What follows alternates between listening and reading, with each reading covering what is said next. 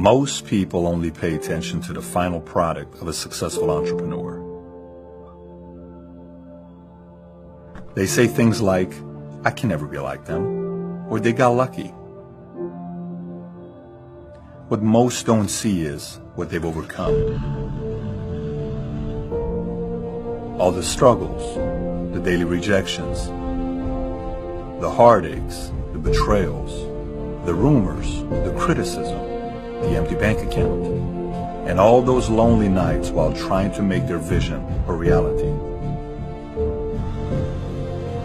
You see, the only difference between the one who quits and the one who doesn't is that they showed up every day. They worked hard every day. They hustled every day. They learned from a proven mentor every day. They improved every day.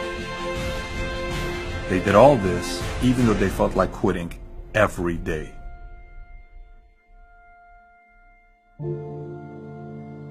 And eventually, they became who they are today.